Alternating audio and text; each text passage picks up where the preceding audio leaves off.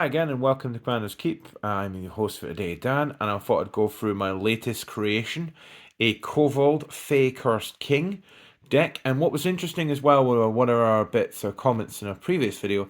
I'm including the deck list on Mockfield in the description, so if you obviously want to sort of get to the meat of the matter and sort of build it out and sort of have a look at it, it's all Mox Field. This will be in the description.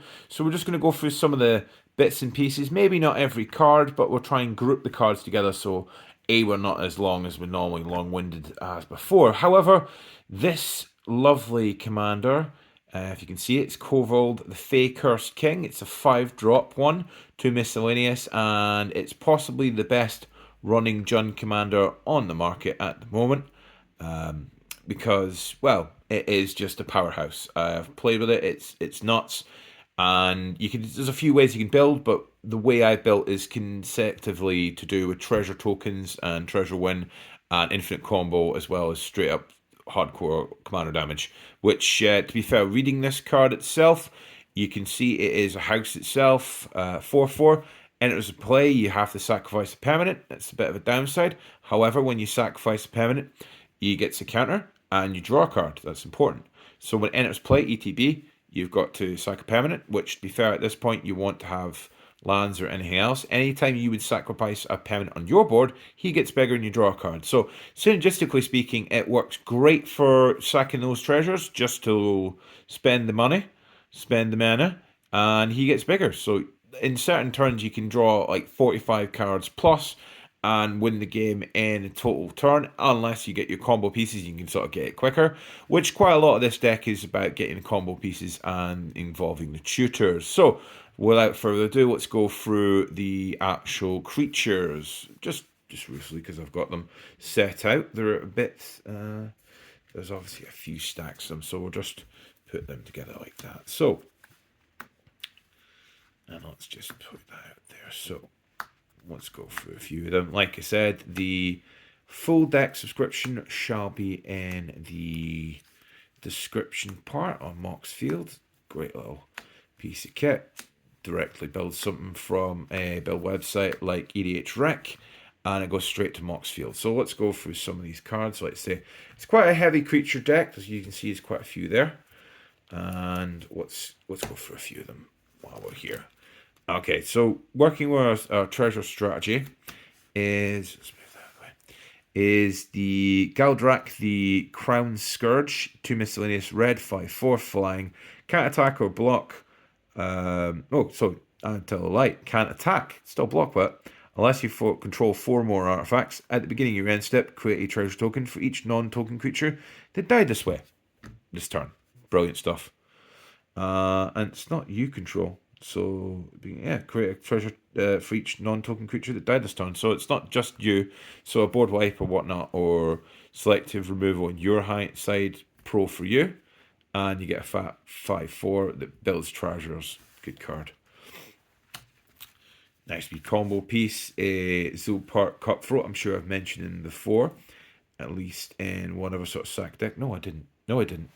I just haven't actually listed that one. So Zilpa Cutthroat, miscellaneous, black, 1/1. Whenever this or another creature you control dies, each opponent loses 1 life and you gain a life. So it's an aristocrat strategy with that. And a little bit more of an amusing one. Kimbo, the Ubatai Prince. Is it Ukatai? Ukatai Prince, whatever. 2 miscellaneous in the green for 2/2. And you can tap it. Each player gets a banana token, which can be sacrificed for a green or a red. Gain 2 life. Whenever an opponent sacrifices not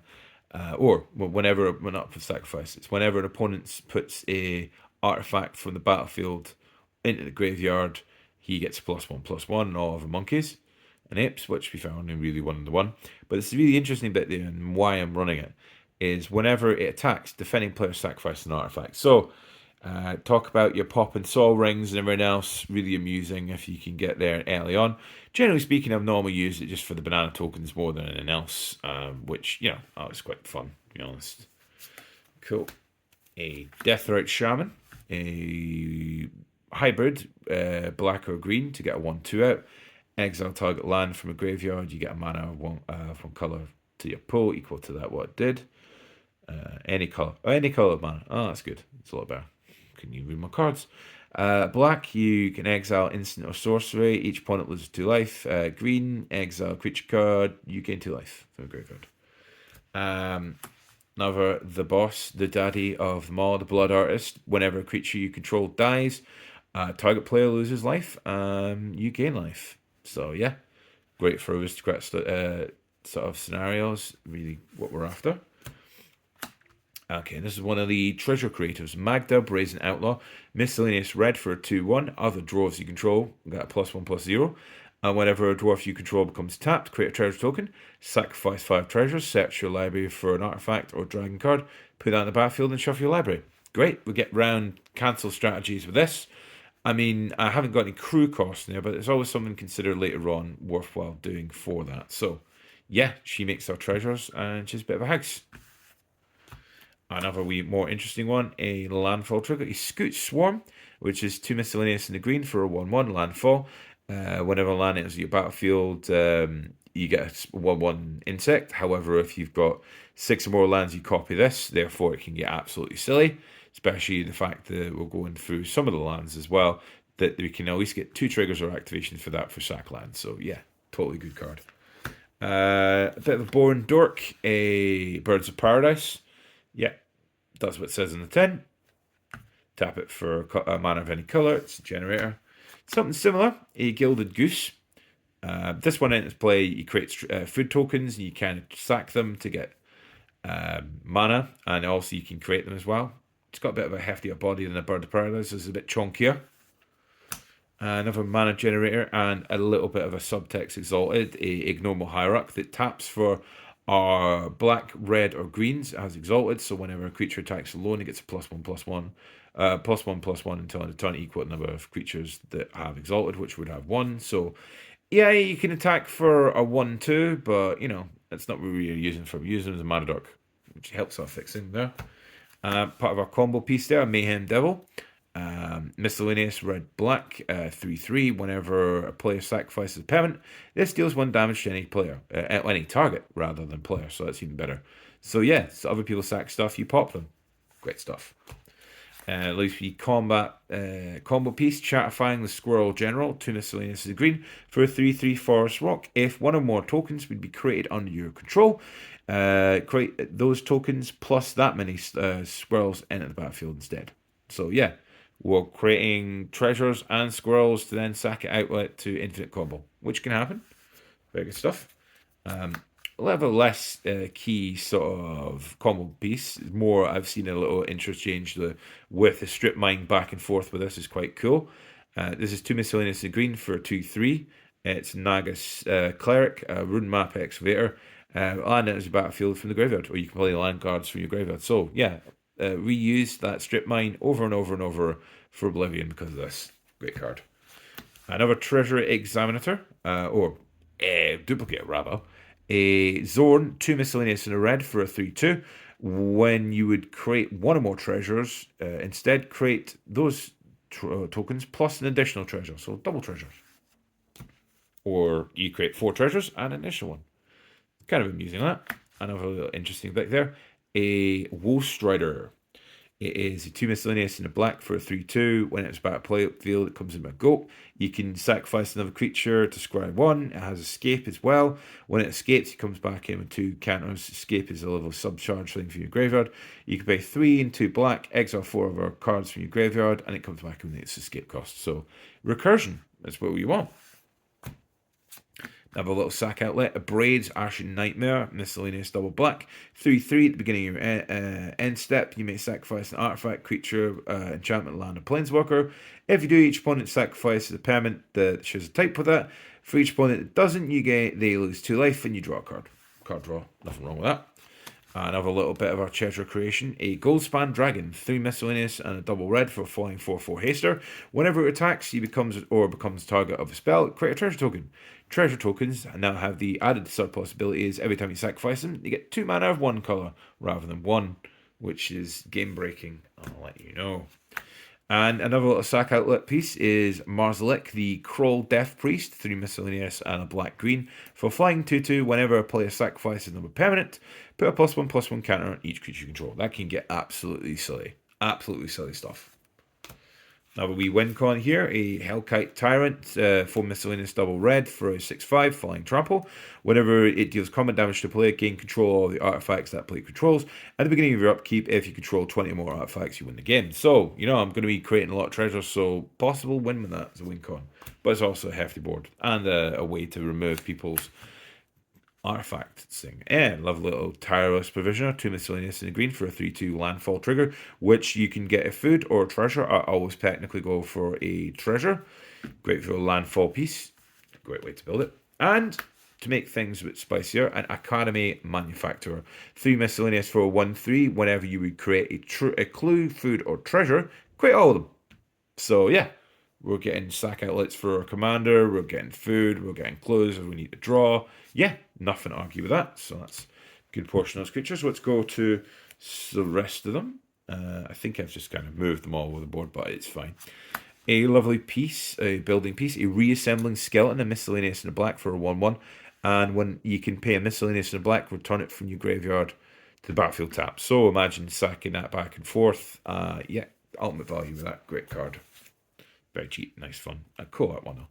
Oh, a more expensive card in RL and everything else. It's quite expensive. So a 6/5 flyer for 6. Fly the Ancient Copper Dragon. When it deals combat damage to player, roll d20, and you get that number of treasure tokens as a result. So with a doubler out or an enchantment to make more of them, that can get absolutely obscene. Another little treasures creator, a Mahani Emporium Master, miscellaneous red and black for a 3/3. At the beginning of your end step, create a treasure token for each creature that died this turn. So, yeah, great value.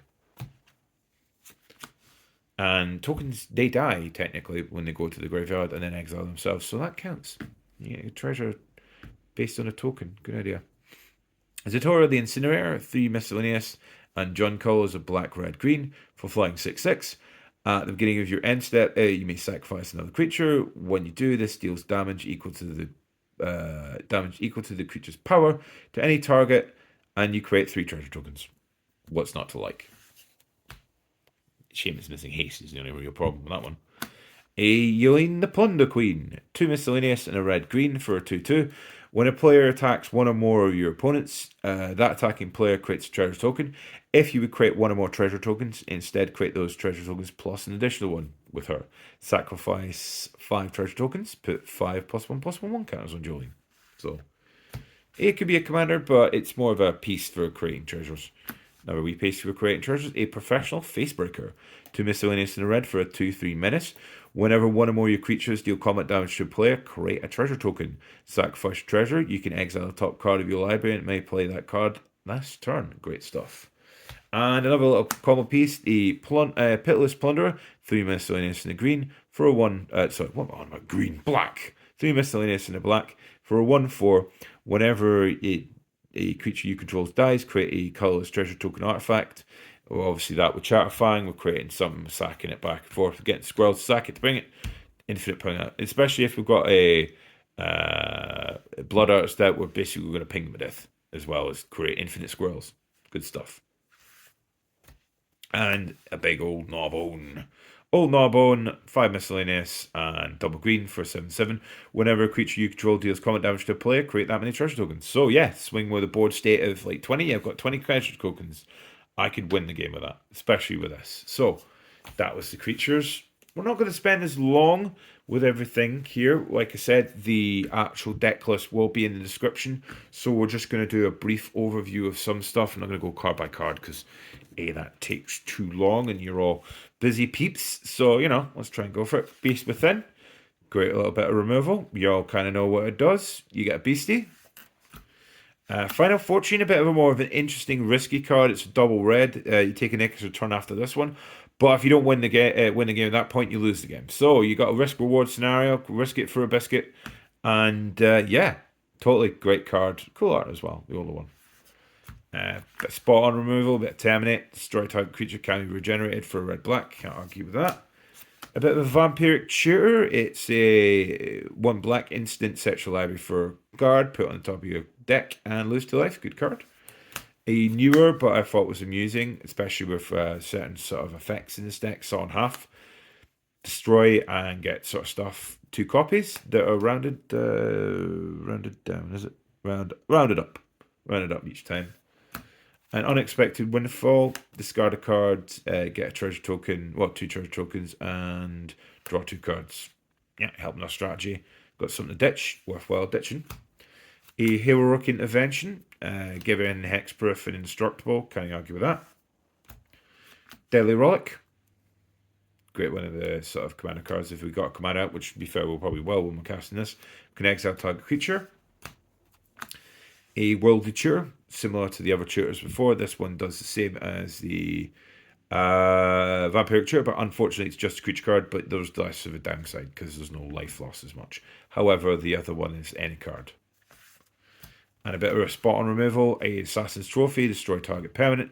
And opponent controls. They search the library for a basic, put into play. Cool. Like I say, we were quick there. And our Planeswalker with the deck is Liliana Dread Horde General. It's a 4 miscellaneous black for 6 loyalty comes out. Whenever creature you control dies, draw a card. +1, you produce a 2/2 zombie token. It's -4. Each player sacrifices 2 creatures. Great, especially when you come out, you make them sack the creatures. Deals with indestructible. Can't really argue with that. If you ever get to its 9, each opponent chooses a permanent they control of each type and sacrifice the rest. So yeah, 1 land, 1 enchantment, 1 artifact, 1 creature. Yeah, lol is what I say. 1 lol. Cool. Right, let's just go ever quickly to our artifacts. Which, to be fair, there's going to be some I've seen before, but you know, there's always a soul ring for your luxury. So a wee soul ring does what it says in the tin. We know what a soul ring is. Or we should do anyway at this point. A bootlegger's stash, which is a 5 miscellaneous and a green. And lands our control have tap, create a treasure token. So yeah, we're trying to create treasure tokens. That's really going to facilitate this. A Chrome Mox, an imprint. We went with a cheaper art because, like I say, we're not going professional play because it's commander deck. It doesn't need to be that. And this is a fundamentally copy of the card. So it's a 0-drop for an imprint, exile a card from your hand from it, and it taps for the colors that it would do with a 0-drop. All of Dementia, 2 miscellaneous, sacrifice a creature, target player mills cards equal to the sacrifice creature's power. Getting more of those treasures, the Reaver Cleaver, 2 miscellaneous in red. Equipped creature gets a +1/+1 and trample. Whenever this deals damage to a player or planeswalker, you create that many treasure tokens, equipped for 3. Arcane Signet, you know what it does in the tin, tap it, you get some mana of any colour. Of your commander's identity, 1 mana of any colour. To be fair, why would you want it a different colour? A treasure map, this is a very nice little scry, and applies that after you scry 3 times, this flips over into a land, you get 3, what was it? Yeah, 3 treasures, and you can sack a treasure and you can get things from that and draw a card. That's good stuff. Mana Vault, exactly what it says in the tin. Fast mana. Yeah. Good bit of fast mana. A Lightning Greaves, 2 miscellaneous for giving some Shroud and Haste, and equipped for 0. Ashnod's Altar, sacrifice a creature, gain 2 colorless mana for 3. Combo piece, really. A Birthing Pod, 3 miscellaneous and 2 green fire, a green Phyrexian mana or 2 life. You pay 1 and a green Phyrexian mana, sacrifice a creature, search a library for a creature card with convert mana cost 1 to plus that creature's sacrifice cost, put it on the battlefield. It only activates a sorcery. Basically, to feed up the way through the chain, which you'll see in there's all the way up to 7, so you can feed the way all the way up to 7 if you want to do that. I don't know. It's another way to search for certain pieces. We can stack tokens to get the right things, and we can stack sort of like the less exciting mana rocks or mana dudes to then jump to the bigger ones, and we go all the way through. I mean, you get quite a lot of value if you sacrifice that Reassemblance Skeleton, and you get your 3-drop out, which would be Chatterfang, or I think it is on Chatterfang and something else. But they're key combo pieces, so you know, great way to search and filter for that too. Okay, let's just go briefly through our sorceries. And like I said, well, the previous sorceries or instants that I've mentioned are quite basically tutor effects. So it's the red gamble one. It's a tutor, but it's not the best. It's a gamble. It's you 1 red, search your library for a card, put that on your hand, discard a card at random, then shuffle. Yeah, total gamble. Works with the card, doesn't it? Demonic Tutor, the best Tutor in the game. It's a shame it's not instant, but there's no downsides, all plus sides. Cultivate for that little bit of the basic land we have and a bit of thinning. It's alright. Possibly, if we remove all the basic land, we'll remove that. A Grim Tutor, another Tutor. A miscellaneous double black. Search your library for a card, put in your hand, and then lose 3 life. So, a more expensive version of Demonic Tutor. But, you know, more the tutors, the better. Blasphemous Act for the laws. If people are playing the token strategies, then we can just wipe the field for one red. Great card. Old card, I quite like as well. A little bit of removal, a bit of Toxic Deluge, 2 miscellaneous in the black. As additional cost to this, you may pay X life. And all creatures get X minus X turn. Gets rid of indestructible. Another wee tutor, Diabolical Content. So we also fulfill a sacrifice outlet that we sacrifice a creature in addition to this, and we search our library for a card, and then shuffle. Free visits. Search our library for a forest card, put that card on the battlefield, and shuffle your library. What's to argue with that? And one of the best wee searchers, a Green Sun Zenith and X and green. To be fair, you would thought, looking for that I wouldn't need this, but it's great because quite a lot of stuff is green and we can get it in play. So, yeah, we're not casting it to it be countered, we're casting this. So if this gets countered, we're not as upset as potentially losing that card that has been countered, which you don't want. Especially in a combo deck here. Trying to make sure all your set pieces stay in place and stay alive.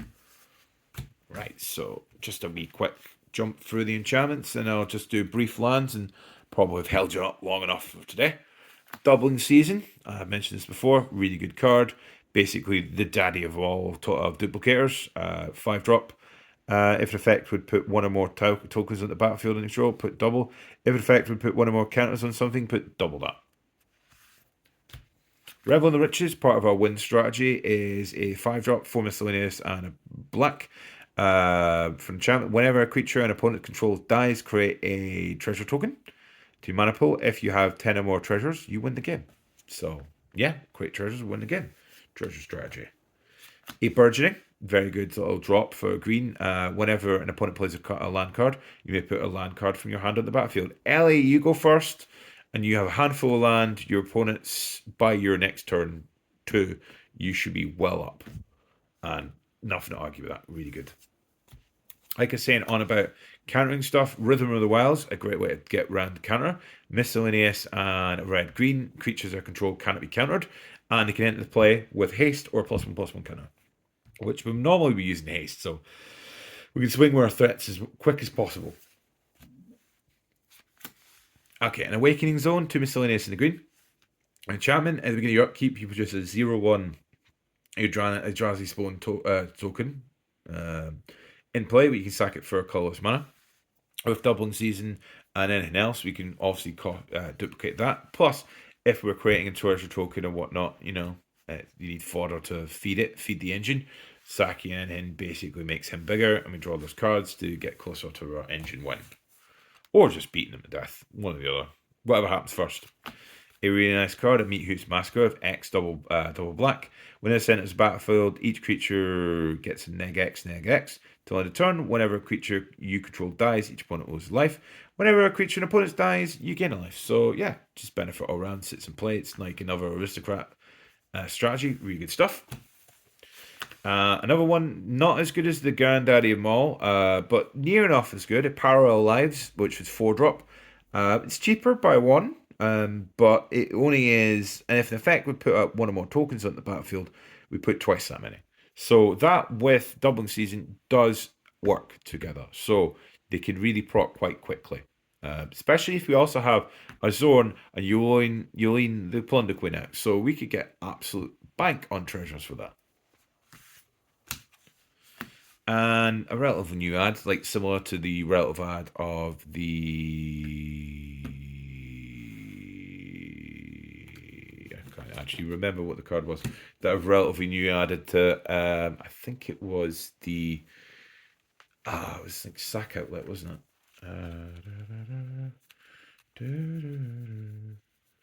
Birthing Pod, that's a relatively new add to this. Okay, this is Animate Dead. So miscellaneous in the black, enchant creature card in the graveyard. And it's you can basically pull something from the graveyard. With this, it gives it a -1 to power, a -1 to 0, -1 0.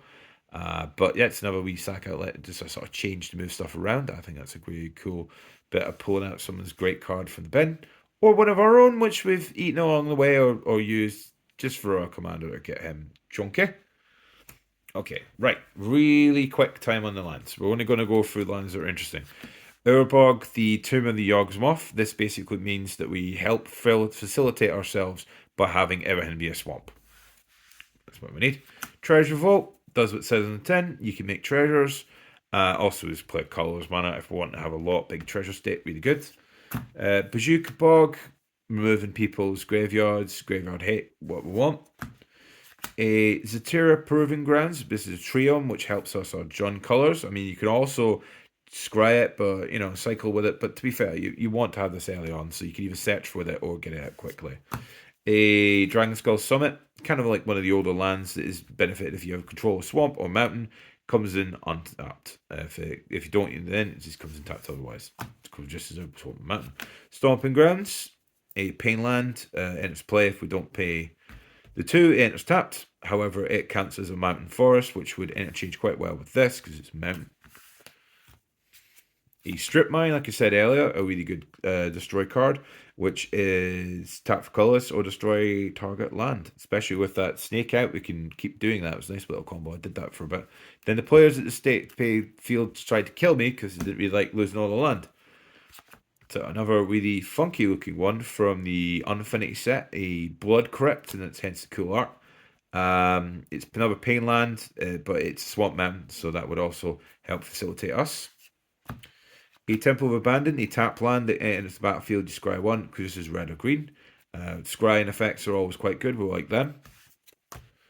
A Wooded Foothills, which is obviously a ping land, a search land, so we go look for our stuff, search our library, put out our pieces that we want, and it's a sack thing, so it's a sacrifice outlet. Feeds our engine.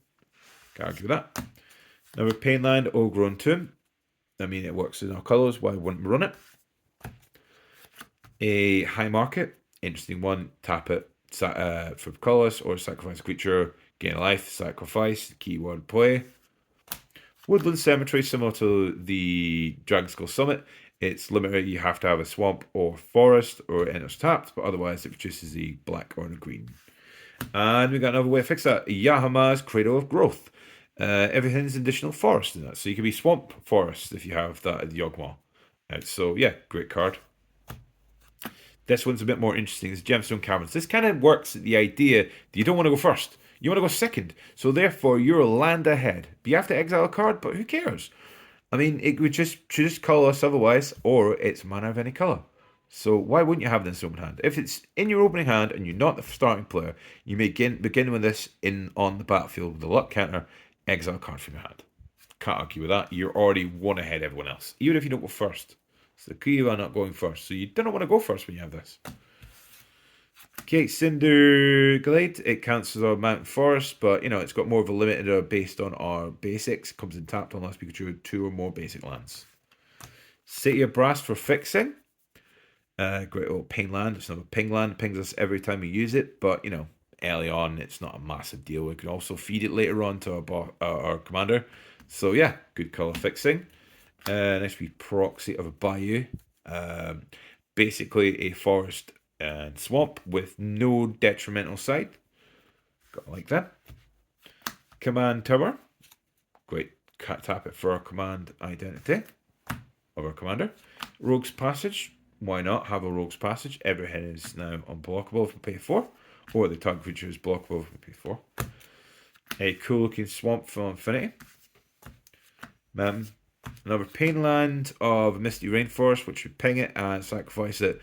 Go search our library for a forest or island card, put it in the battlefield and shuffle. Another one of pain lands. Ping lands works well general, can't argue with that. Rootbound Crag, another fixing if we control a mountain or forest. Tap it for a red or a green. Funky looking forest. Reckley Tower. I've got to love my Reckley Towers. I quite like making sure I can have a massive hand state. And especially with this commander, your board state can get silly and you have so many cards in your hand. A Bloodstained Mire does similar to the other two search lands, ping a life, search your library for a swamp or mountain card, shuffle, then shuffle your library. A Phyrexian Tower, tap for a colorless, always sacrifice a creature, get 2 black. That's a nice wee sack outlet, and you know, it's a good land. Exotic Orchard, it can obviously produce land an opponent control could produce. Temple of the False God, if you have 5 or more lands, it's boss, gets you 7 mana. Otherwise, it just kind of sits back and does nothing. However, if we've got Yawgmoth or the Cradle, this will tap for a forest or a swamp. And a funky Savage lands. Yeah, cool art. Well, yeah, so like I said, the deck list shall be in the description. Feel free to comment, like, share, and subscribe. Yeah, hopefully I'll catch you soon. And yeah, you have a good one, guys.